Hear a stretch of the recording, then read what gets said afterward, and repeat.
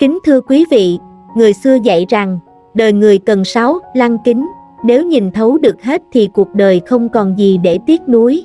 Có những lúc bạn không thể dùng mắt thường để nhìn nhận sự việc, thì hãy dùng 6 lăng kính này để mở một lối đi cho bản thân. Đời người giống như một cuộc hành trình. Trong cuộc hành trình đó, chúng ta không chỉ cần một đôi mắt để nhìn, mà cũng cần mang theo những lăng kính để nhìn thấu được mọi việc và sẵn sàng chinh phục những đỉnh cao mới. Một kính viễn vọng, để có một tầm nhìn xa.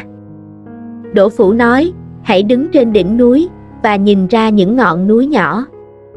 Khi bạn đứng ở nơi cao, bạn có thể thấy những ngọn núi nhỏ ở phía xa, và mọi người tự nhiên sẽ có một niềm đam mê và động lực để làm việc trong thời điểm này. Tô Thức, hay còn biết đến là Tô Đông Pha cũng nói, tôi không biết khuôn mặt thật của núi, chỉ khi đứng ở trên ngọn núi này. Chỉ khi đứng trên đỉnh cao, nhìn bao quát được mọi thứ, bạn mới thấy đằng sau những sự phức tạp, cuối cùng chỉ còn lại chân lý. Trong cuộc đời một người, cần mang kính viễn vọng để có một niềm đam mê không bao giờ chìm, để có khả năng gạt bỏ lớp sương mù và một tâm trí nhìn xa trông rộng để lên kế hoạch cho tương lai. 2. Kính lúc, phóng to tâm trí bạn. Hãy dám nghĩ rằng, bạn có thể thu phục được lòng người. Khi thu phục được lòng người, bạn có thể làm cho mọi việc xảy ra. Nếu một người không có chí lớn, bụng dạ hẹp hòi, thì sẽ không có ai sẵn lòng ở lại với anh ta. Một mình anh ta cô độc thì làm sao có thể chinh phục được thế giới. Tìm hiểu suy nghĩ của bản thân, phóng đại những ý tưởng của mình, tìm bạn đồng hành để biến những mục tiêu, suy nghĩ thành sự thật. 3. Kính râm, nhìn xuống thế giới và che giấu bản thân. Nhìn thế giới ngoài kia hỗn loạn, nhộn nhịp. Khi ánh sáng bên ngoài không thể chiếu đến trái tim bạn, nghĩa là trái tim bạn sẽ được bao bọc trong một thế giới yên tĩnh hơn, trầm lắng hơn. Nói một cách thẳng thắn, đó là cách để con người bảo vệ mình. Kính râm sẽ là một chiếc vỏ bọc tốt, để bạn có thể giữ cho mình tránh xa những rắc rối. Vì vậy hãy nhớ rằng trong cuộc sống, đừng bao giờ quá nhiệt tình, đừng lo chuyện bao đồng để rồi đưa bản thân vào rắc rối, thỉnh thoảng che giấu bản thân cũng là một điều tốt. 4. Kính hiển vi, xem chi tiết và tạo chi tiết. Ngựa mất móng có thể khiến cho tướng quân phải bỏ một trận chiến, một con kiến có thể đục hỏng cả một con đê. Các chi tiết cẩu thả nhỏ nhoi có thể phá vỡ một tổng thể. Vô tình những tiểu tiết, những điều nhỏ nhặt có thể tích tụ đủ để làm suy yếu đi toàn bộ chung. Thật khó để làm mọi thứ, mọi điều lớn lao một cách trọn vẹn. Vì thế chúng ta luôn phải chú ý đến những chi tiết dù là nhỏ nhất, phải học được một sự thật rằng, sự thay đổi định lượng sẽ gây ra những thay đổi định tính. Khi chúng ta làm những điều nhỏ nhặt được tốt đẹp thì những vấn đề lớn cũng sẽ trở nên tốt đẹp. Những việc làm vĩ đại của con người bao giờ cũng là sự tổng hợp của những việc làm bình thường của con người đó. Quy luật này giúp chúng ta tránh được tư tưởng chủ quan trong học tập và trong hoạt động thực tiễn hàng ngày. 5. Gương méo, nhìn mơ hồ. Khi nhìn vào một tấm gương biến dạng, méo mó, bản thân bạn sẽ cảm thấy mơ hồ, không chắc chắn và muốn thoát khỏi cảm giác đó. Tuy nhiên, những người có một cuộc sống mơ hồ lại rất dễ dàng có được hạnh phúc. Họ có ít sự quan tâm trong cuộc sống, nhưng lại thực sự chân thành với những người khác. Họ luôn vui vẻ và hài lòng với những gì bản thân có, không quá tham vọng, không quá nhiệt tình và luôn biết cách tận hưởng cuộc sống. 6. Gương phẳng, nhìn núi là núi, thấy nước là nước. Khi kinh nghiệm cuộc sống đã tích lũy đến một mức độ nhất định, bạn sẽ có một sự hiểu biết rõ ràng về thế giới và những bản ngã. Biết những gì bạn đang theo đuổi và những gì bạn phải từ bỏ. Mọi người đều là con người, họ không phải cố ý làm người. Thế giới là một thế giới, không cần phải dày công để đi đến thế giới. Khi đã biết rõ bản chất của sự vật, sự việc, hãy học cách chấp nhận nó. Luôn nhớ điều này trong tâm trí thì bạn sẽ đạt được bản chất và tính xác thực, sự tự do và yên tĩnh trong tâm hồn. Các bạn đang nghe 24 giờ chữa lành. Mời các bạn nghe tiếp lời dạy của cổ nhân. Sức mạnh của ngôn ngữ là để giải tỏa nỗi đau buồn. Ngôn ngữ không chỉ giúp chúng ta nói rõ được những cảm xúc và suy nghĩ của bản thân, mà còn có thể hợp lý hóa những mất mát của chúng ta, giúp chúng ta thoát khỏi đau buồn. Theo những triết gia La Mã và Hy Lạp cổ đại, nỗi đau buồn, mất mát là một dấu hiệu phổ biến của loài người và dường như nó không bỏ qua cho bất kỳ ai. Ai rồi cũng sẽ phải một lần trải qua cảm giác mất mát, đau buồn. Hans Bantuns, giáo sư, nhà kinh điển tại Đại học Adelaide, đang nghiên cứu cách người xưa viết về nỗi đau và cách họ an ủi làm dịu đi nỗi đau, bởi ông tin rằng công trình nghiên cứu của họ chứa đựng những bài học quan trọng cho xã hội hiện đại. Trong đó, ông cho biết, không ai có thể phủ nhận sức mạnh điều trị của ngôn ngữ. Thông qua ngôn ngữ, chúng ta không chỉ nói rõ được những suy nghĩ và cảm xúc của bản thân mà còn có thể hợp lý hóa và có nhận thức khác về những mất mát của mình. Ngôn ngữ cũng là phương tiện đặc biệt hữu ích để an ủi những người có tang gia. Bantuns đã trích dẫn một ví dụ về Cicero, nhà hùng biện và chính trị gia người La Mã, người đã chìm trong nỗi đau đớn sau khi con gái ông, Tullia, qua đời khi sinh con vào năm 4 năm trước công nguyên.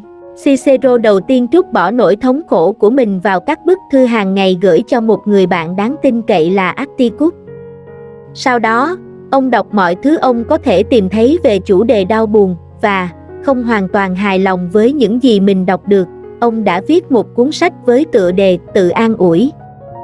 Cuối cùng, ông đã tạo ra một tác phẩm triết học phản ánh về chủ đề này trong khuôn khổ rộng lớn hơn cảm xúc của con người. Hay như nhà triết học Plutarch, gạt bỏ những đau đớn về cái chết của cô con gái 2 tuổi trong khi đi du lịch, ông đã viết một lá thư để an ủi vợ, trong đó ông gợi bà nhớ lại cách cô bé sẽ hào phóng mời những con búp bê của mình cùng ăn với cô. Ông đã vận dụng sức mạnh của ngôn ngữ để mô tả sinh động hình ảnh cô con gái nhỏ của mình, như một hình ảnh trân quý kéo dài mãi mãi cho người mẹ đau khổ. Bantuns nói, bình luận về vai trò chữa bệnh của ngôn ngữ, Bantuns cũng chia sẻ thêm, khi bạn thể hiện được cảm xúc và ý tưởng của mình bằng ngôn ngữ, bạn có thể tiến lên phía trước và thấy cách bạn đã vượt qua những đau đớn, mất mát như thế nào. Các tác giả hiện đại như C.S. Lewis và Juan Didion cũng tìm kiếm sự an ủi bằng những lời văn trong văn học, nhưng bên cạnh đó, việc y tế hóa nỗi đau buồn, xem nó như một vấn đề sức khỏe tâm thần và được điều trị bằng thuốc, sẽ dẫn đến việc ngôn ngữ bị bỏ mặc, lãng quên. Hiện nay, phương pháp tiếp cận y tế đang được đánh giá lại, việc đọc và viết tiếp tục là một phần của nghệ thuật chữa lành nỗi đau, bao gồm cả phim, thơ và kịch. Bantuns cho biết, người xưa đã quá quen thuộc với đủ loại mất mát, không chỉ đau buồn với con người mà còn đối với cả con vật. Đại đế Alexander cũng được cho là không thể nguôi ngoai sau cái chết của con ngựa của mình. Những sự ghi chép của họ để lại chính là những cây cầu cho phép chúng ta chạm vào kho chứa kinh nghiệm của những con người đi trước, vượt qua cả khoảng cách lịch sử. Đối với ông, kiểm soát nỗi đau buồn và an ủi chính là điều cốt lõi mà nhân loại phải đối phó. Nó được thể hiện qua sự kỳ diệu của ngôn ngữ, và nếu chúng ta vận dụng được, mọi đau buồn trên thế gian này sẽ được giải tỏa. Các bạn đang nghe 24 giờ chữa lành. Mời các bạn nghe tiếp. Cổ nhân dạy, làm việc không trì hoãn, nói chuyện không lắm lời, làm người có chừng mực, làm người chính trực, thẳng thắn, đường đường chính chính, không hổ thẹn với trời đất, với lòng mình. Bình tĩnh, trầm ổn, thản nhiên vượt qua những thăng trầm của cuộc sống. Cái độ vừa hay này chính là thứ mà ai trong chúng ta cũng nên theo đuổi. 1. Không trì hoãn. Là người, ắt sẽ có tính lười, tính ì. Ai cũng có lúc mệt mỏi, yếu đuối, khó tránh khỏi những lúc muốn dừng lại một lúc để lười biếng, để nghỉ ngơi. Nhưng, làm việc, đáng sợ nhất là 2 chữ trì hoãn.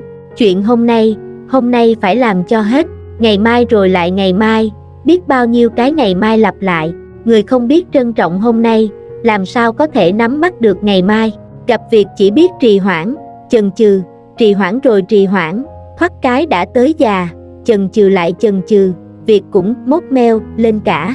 Ngày này qua ngày khác, năm này qua năm khác, sống trong sự tê liệt, việc nhỏ biến thành việc lớn, việc tốt trở thành việc xấu, việc dễ trở thành việc khó, cuối cùng không đạt được cái gì, không được việc gì. Có nhà thơ từng viết: thịnh niên bất trùng lai, nhất nhật nan tái thần.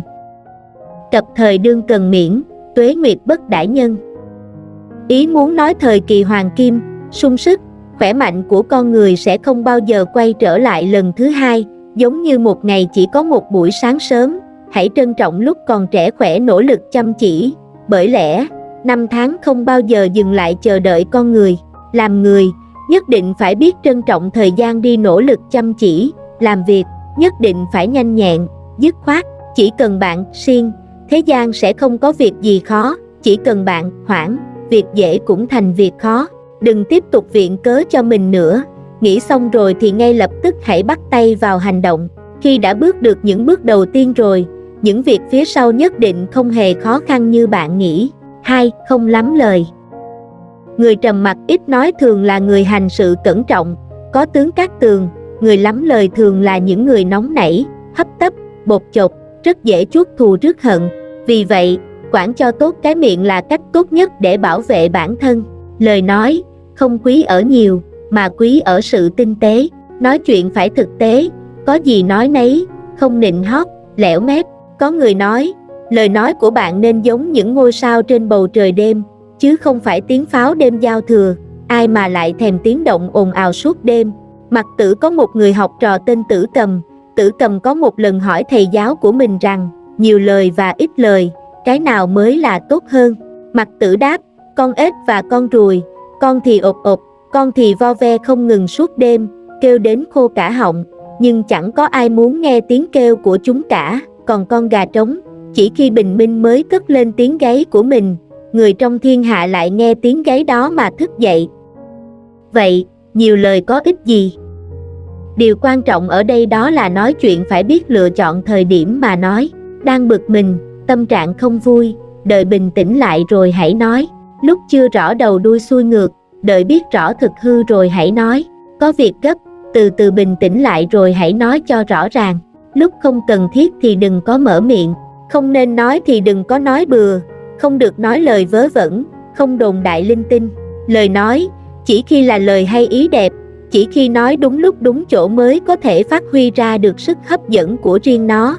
3. Có chừng mực. Làm người, nhất định phải có chừng mực.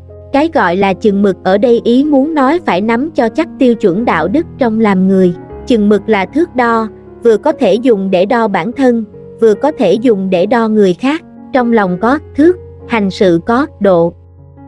Không nóng nảy, không tùy tiện, không ti tiện, không cao ngạo.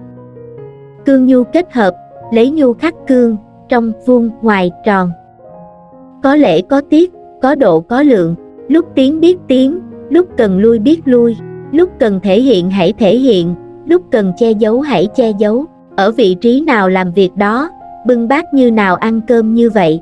Hành sự phải chừa cho người khác một đường lui, cũng là chừa cho bản thân đường lui sau này. Làm người chính trực, thẳng thắn, đường đường chính chính, không hổ thẹn với trời đất, với lòng mình, bình tĩnh, trầm ổn, thản nhiên vượt qua những thăng trầm của cuộc sống. Cái độ vừa hay này chính là thứ mà ai trong chúng ta cũng nên theo đuổi. Cảm ơn bạn đã nghe 24 giờ chữa lành.